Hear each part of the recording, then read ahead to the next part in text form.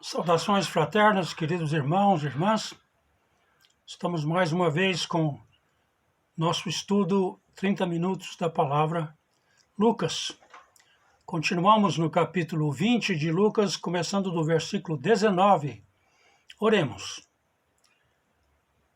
Pai, nós te agradecemos que tua palavra é viva e eficaz, que ela penetra, que ela corta, que ela divide, que ela discerne, mostra os intentos dos nossos corações.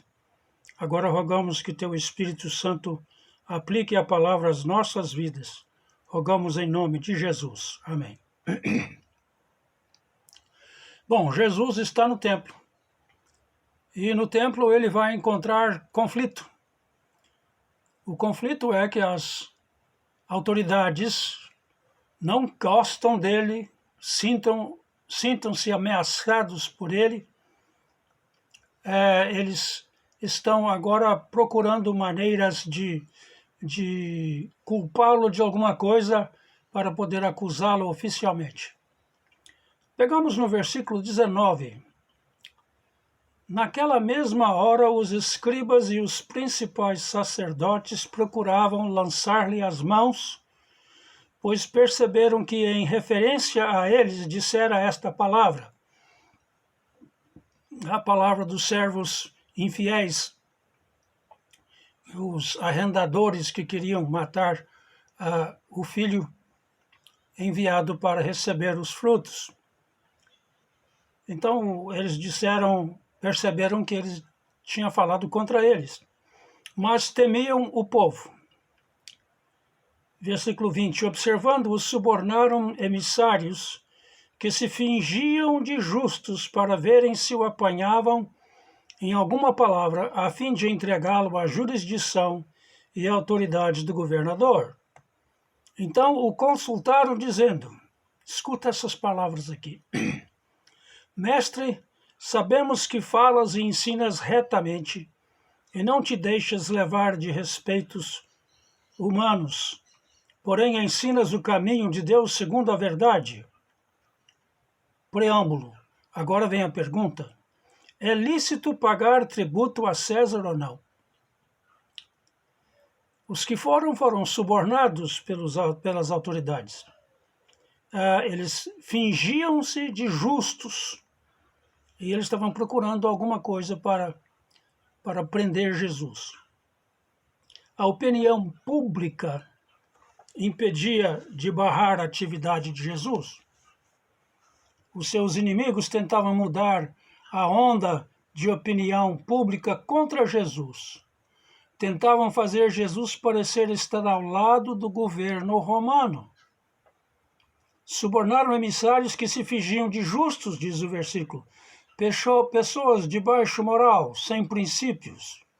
E ainda falam aquelas palavras hipócritas. Mestre, sabemos que falas e ensinas retamente e não te deixas levar de respeitos humanos, porém ensinas o caminho de Deus segundo a verdade. Tentativa óbvia de lisonjear Jesus para influenciá-lo. Esperavam que Jesus fosse inseguro ou tolo para ser influenciado por suas palavras vazias. E a pergunta é essa: é lícito pagar tributo a César ou não? O dilema que confrontava Jesus era simples. Se dissesse que os tributos deveriam ser pagos, ele seria acusado de negar a soberania de Deus sobre Israel. Seria impopular com o povo judeu. Se dissesse que os tributos não deveriam ser pagos, ele sairia como inimigo de Roma. Por muito tempo, Roma exigia que os judeus da Palestina pagassem tributos. Pelo menos desde o ano 6 da era cristã, eram forçados a pagar tributos diretamente ao tesouro do imperador. Alguns judeus recusavam a fazer isso. Eram os zelotes. Eles não queriam reconhecer o governo romano sobre eles como legítimo. Jesus vai responder à pergunta. Versículo 23. Mas Jesus, percebendo-lhes o ardil, respondeu, Mostrai-me um denário. De quem é a efígie e a inscrição? Prontamente disseram, de César. Então lhes recomendou Jesus, dai, pois, a César o que é de César, e a Deus o que é de Deus. Não puderam apanhá-lo em palavra alguma diante do povo, e admirados de sua resposta calaram-se. Jesus falou, mostrai-me um denário. Deixa eu pegar uma ilustração aqui do que é um denário. Aqui.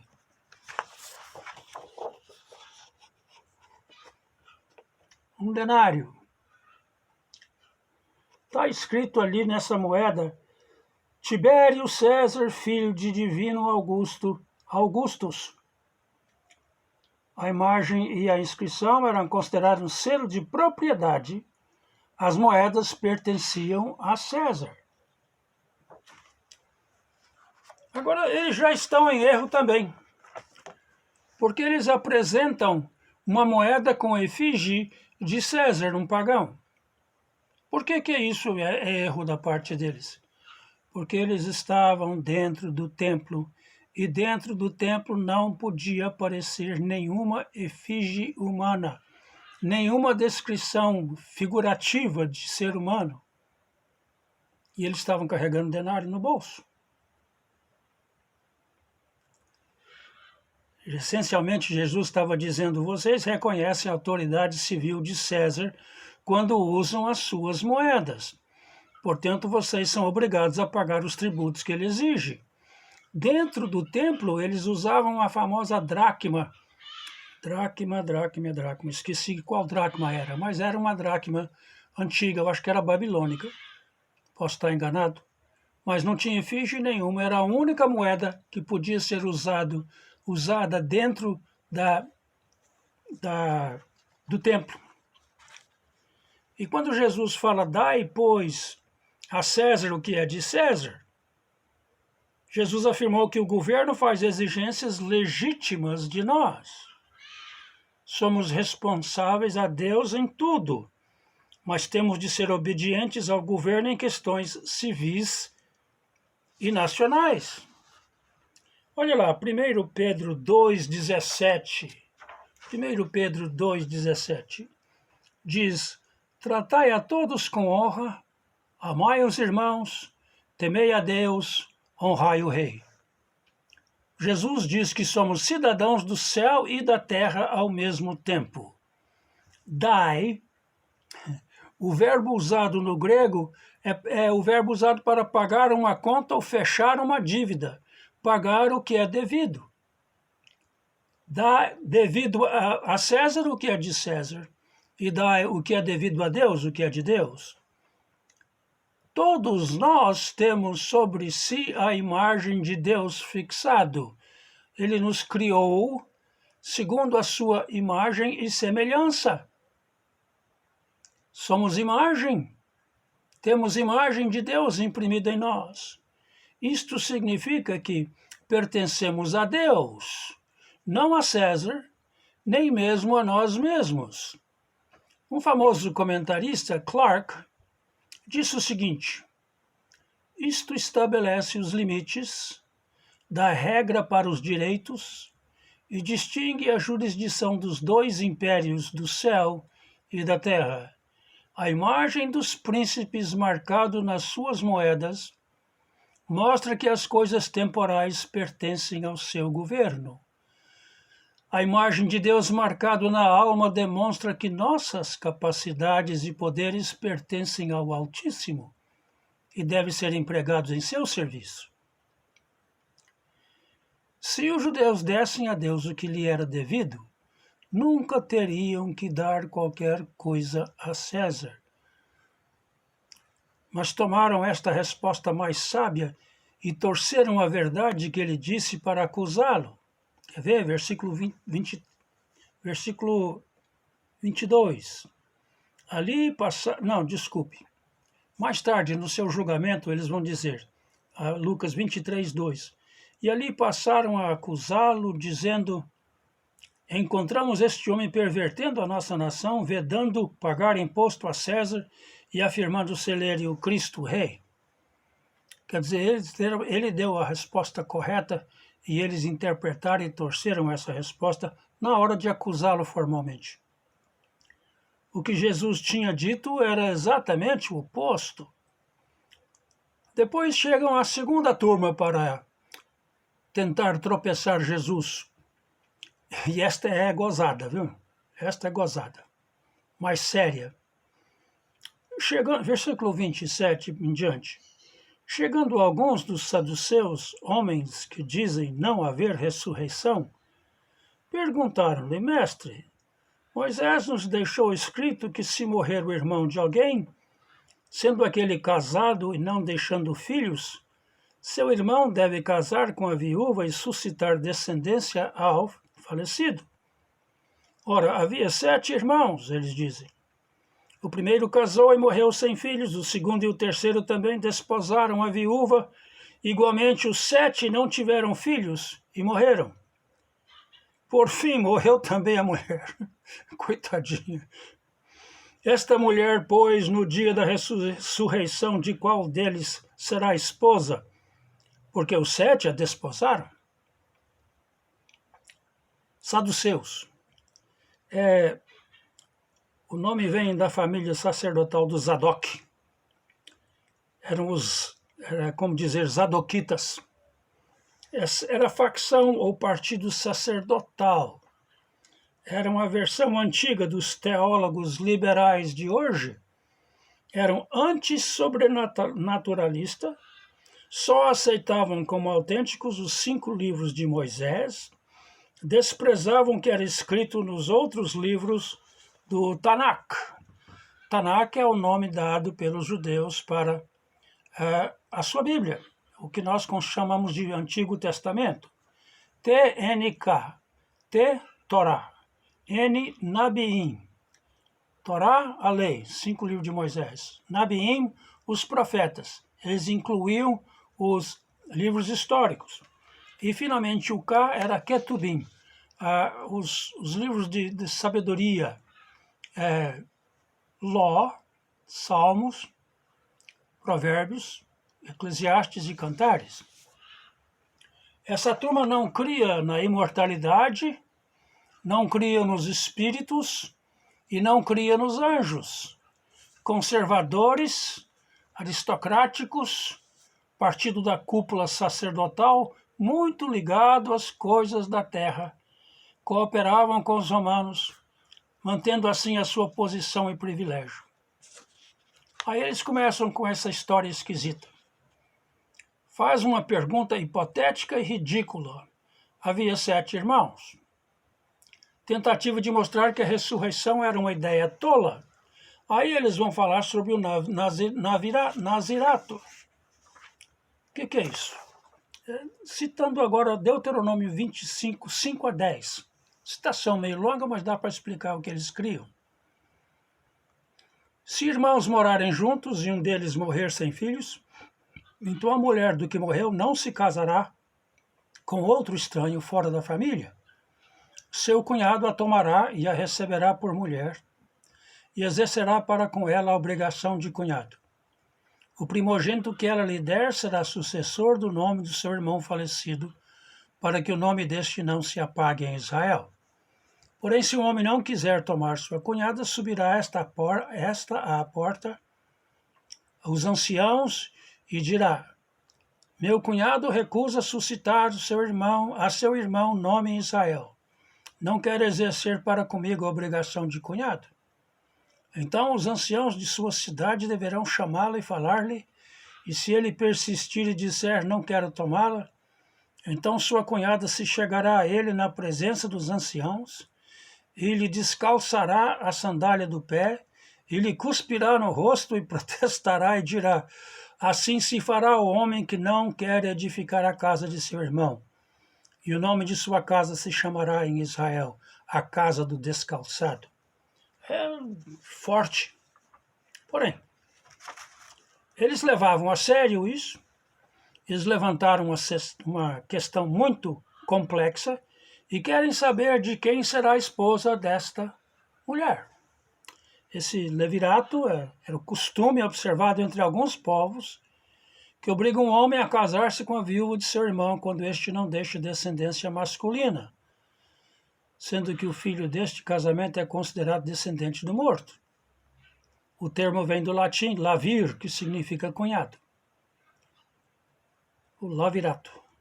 É provável que esta história era comum entre os saduceus para ridicularizar a ressurreição. Agora a resposta de Jesus. Então lhes acrescentou Jesus: os filhos deste mundo casam-se e dão-se em casamento. Mas os que são havidos por dignos de alcançar a era vindoura e a ressurreição dentre os mortos, não casam, nem se dão em casamento, pois não podem mais morrer, porque são iguais aos anjos e são filhos de Deus, sendo filhos da ressurreição. Jesus está corrigindo a incompreensão sobre a ressurreição. Ele mostra que esta vida é vida de uma ordem completamente diferente. Não casam nem se dão em casamento, ele disse. Jesus disse que a vida na ressurreição é totalmente diferente da vida de agora. Não é uma continuidade da vida deste mundo, mas de uma ordem completamente diferente. É bom a gente pensar assim. Alguns de nós pensamos que vamos ter sombra, água fresca e botina larga no céu, como se pudesse ser o melhor da terra. Queridos, o melhor da terra não chega nem aos pés do melhor do céu. Deste texto, muitos indagam se o relacionamento do casamento os relacionamentos do casamento existirão no céu, ou se os que são marido e esposa terão nenhum relacionamento especial no céu. Não temos muito sobre a vida do porvir para dar detalhes específicos, mas vejamos alguns princípios. Estes relacionamentos familiares são conhecidos no porvir. Lembra a história do rico e do Lázaro? O rico no inferno fala para Abraão: manda Lázaro aqui. Ele estava conseguindo vê-lo. A glória do céu será um relacionamento e ligação com Deus que passará qualquer outra coisa, incluindo os relacionamentos familiares atuais. Ninguém ficará insatisfeito no céu. Lembrar que haverá muita gente no céu que, por uma razão ou outra, terão mais de uma cônjuge. Jesus aqui nos diz que ciúmes e exclusão não terão lugar no céu. Ele diz, versículo 36, pois não podem mais morrer, porque são iguais aos anjos, e são filhos de Deus, sendo filhos da ressurreição. Jesus nos lembra que a vida no céu é eterna e compartilha certas características de existência que os anjos agora têm. Mas serão maiores, pois serão chamados filhos de Deus, sendo filhos da ressurreição. A nenhum anjo Deus chamou de filho, como diz no primeiro capítulo de Hebreus. Se não há morte no porvir, não há necessidade de procriação. O ponto mais óbvio que não pode ser esquecido é este. Jesus disse aos saduceus que os anjos eram reais. São iguais aos anjos e são filhos de Deus. Existiam. Estava espivetando os saduceus, porque não criam na existência de anjos. E agora Jesus vai dar um passo maior. Ele vai provar a ressurreição pelas Escrituras. 37 a 40.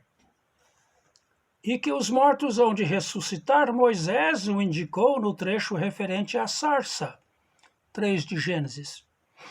Quando chama ao Senhor o Deus de Abraão, o Deus de Isaque e o Deus de Jacó.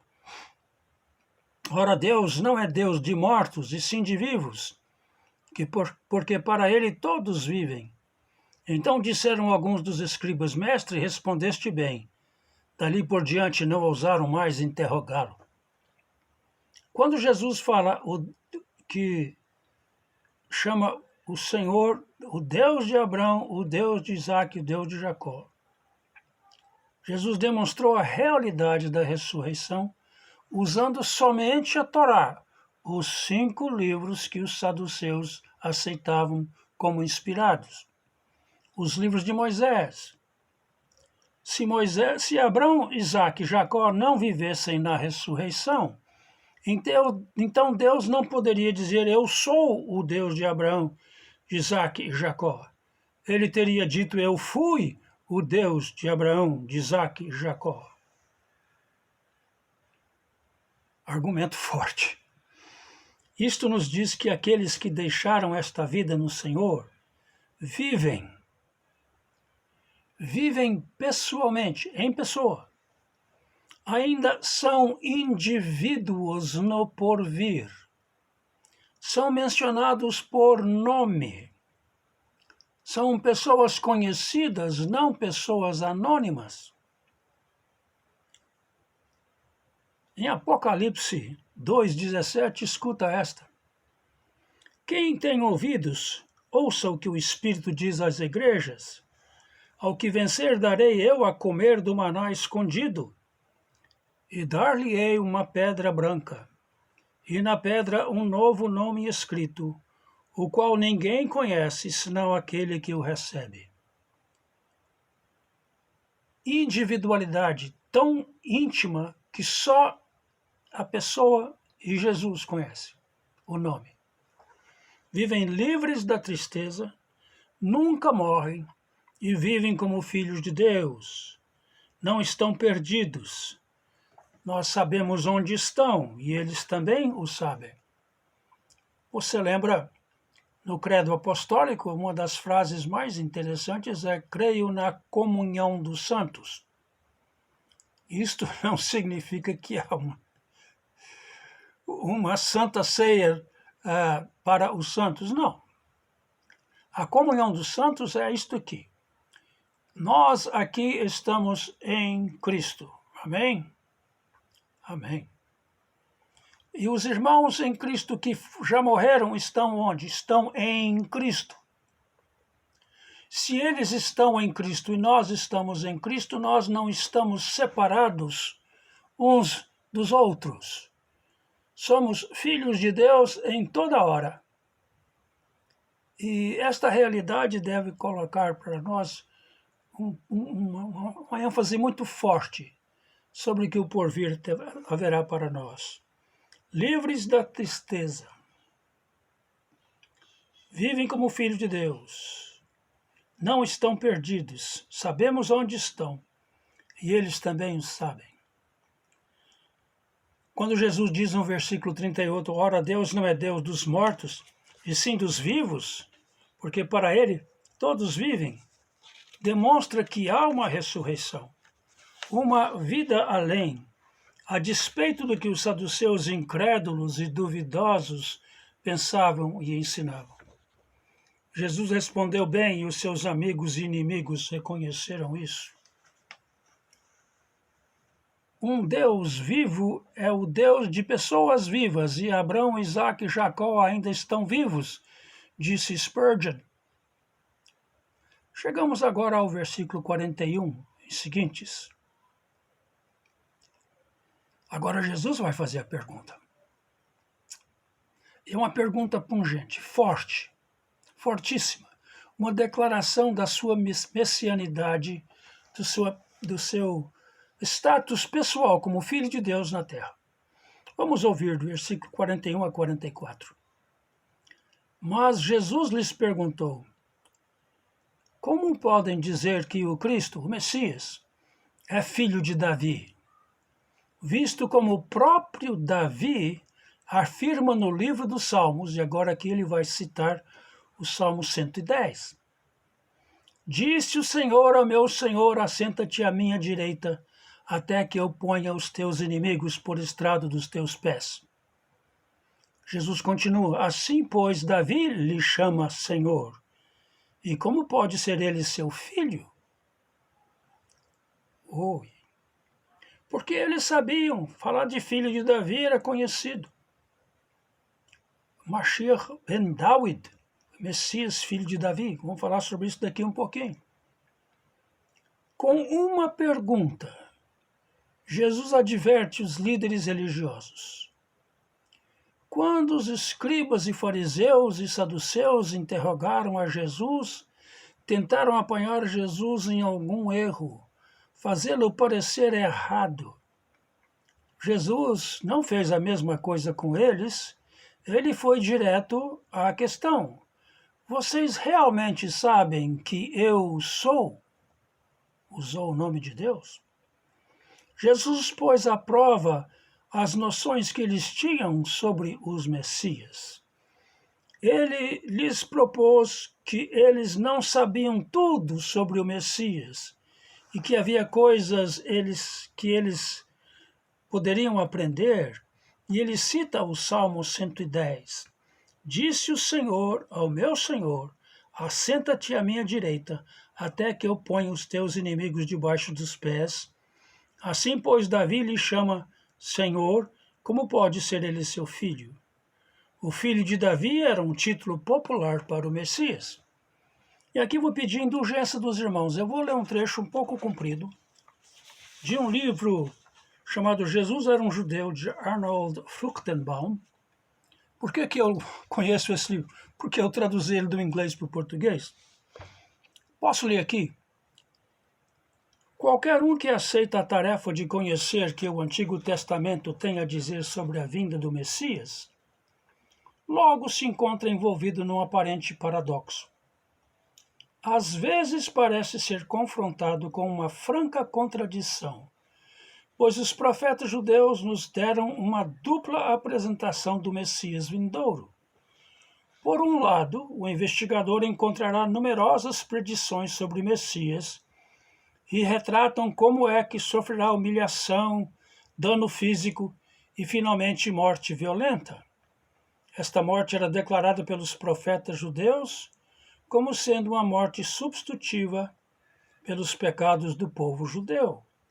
Por outro lado, o investigador encontrará que os profetas judeus também falam do Messias vindo como um rei conquistador que destruiria os inimigos de Israel e instauraria o reino messiânico de paz.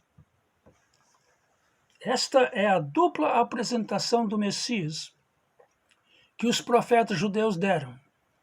Por séculos passados, durante a formação do Talmud é o comentário sobre as Escrituras, nossos rabinos realizaram sérios estudos das profecias messiânicas.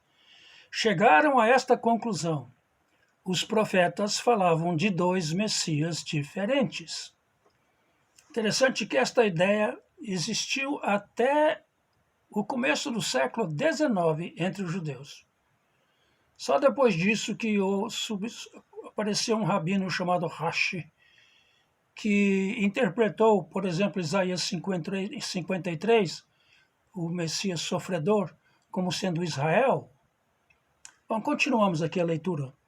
O Messias que viria, sofreria e morreria foi denominado o filho de José, Mashiach ben Yosef, é o José o sofredor no Egito.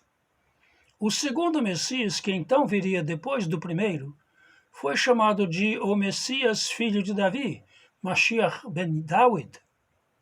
Este último ressuscitaria o primeiro Messias de volta à vida e estabeleceria o reino messiânico de paz na terra.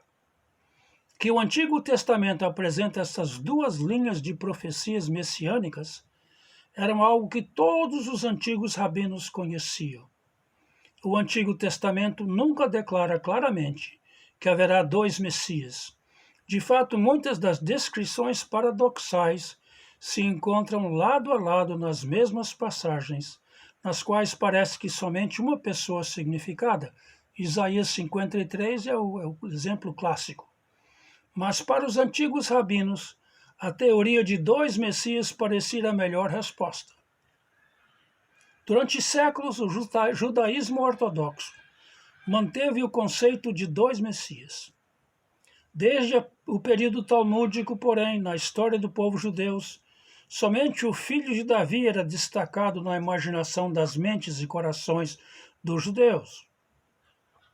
A outra figura messiânica, O filho de José, o sofredor, foi ignorada. Ele estava lá na teologia judaica quando fosse necessário explicar as passagens do Messias sofredor contidas no Antigo Testamento. Sua existência fornecia uma cláusula de escape quando surgissem questões espinhosas. De outra maneira, essa figura messiânica foi em grande parte ignorada. Hoje, poucos judeus têm ouvido falar dele ou sabem de sua existência na teologia judaica dos dias passados. O Messias que os judeus de hoje conhecem é aquele que conquistará, Messias, o Filho de Deus, de Davi. Dois Messias em tempos diferentes, diziam os rabinos. O Novo Testamento diz um Messias só em dois períodos diferentes. Que notável diferença. Quando Jesus fala, o rei Davi chamou o Messias de seu Senhor, isto significava que o Messias não é somente o filho de Davi, ele também é o Senhor de Davi. Ele é a raiz de Davi e o fruto de Davi. E ninguém podia responder palavra, nem ousou alguém a partir daquele dia fazer-lhe perguntas. Vamos parar por aqui. Obrigado, irmão.